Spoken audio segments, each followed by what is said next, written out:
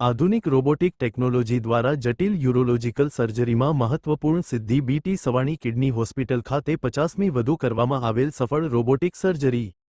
સૌરાષ્ટ્ર અને કચ્છ વિસ્તારમાં kidney transplant સહિત કિડની રોગની સંપૂર્ણ સારવાર પૂરી પાડતી 238 પથારીની ક્ષમતા ધરાવતી તથા સારવારની ગુણવત્તા માટે NABH માન્યતા પ્રાપ્ત BT Savani kidney hospital Rajkot દ્વારા રોબોટિક સર્જરી ક્ષેત્રે મહત્વપૂર્ણ સિદ્ધિ હાંસલ કરવામાં આવી છે।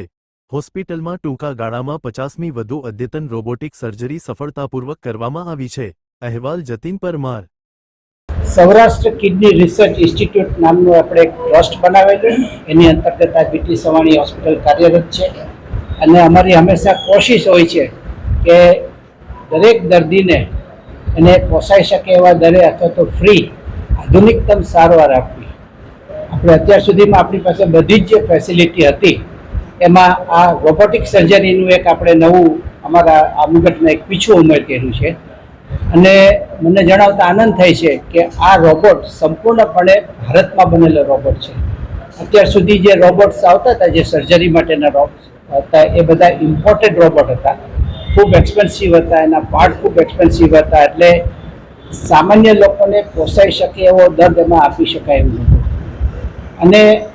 અમે પોતે હંમેશા એમ માન્યું છે કે made in India, make in ઇન્ડિયાને આપણે પ્રમોટ કરવું,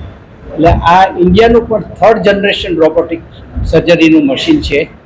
જે આપણે ત્યાં છેલ્લા 6 મહિનાથી કાર્યરત છે। હમણાં જ મને અમીશભાઈએ કહ્યું કે અત્યારે 52 સર્જરી આપણે અત્યાર સુધીમાં કરેલી છે અને આવતા અઠવાડિયામાં બીજી 3-4 સર્જરીઓ પ્લાન થયેલી છે।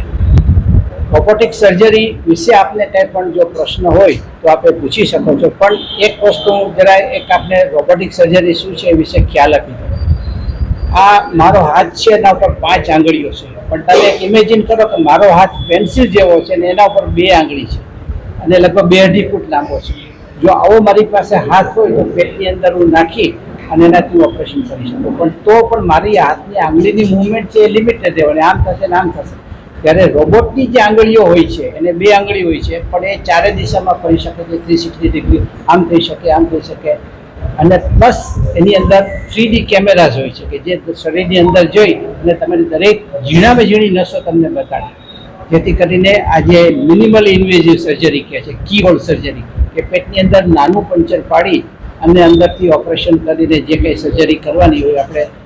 વધુમાં વધુ એક્યુરેસીથી ઓછામાં ઓછા દુખાવા સાથે કરી શકીએ, દર્દીને વહેલી તકે ઘરે જઈ શકે અને એનું સારામાં સારું રિઝલ્ટ આપણે આપી શકીએ।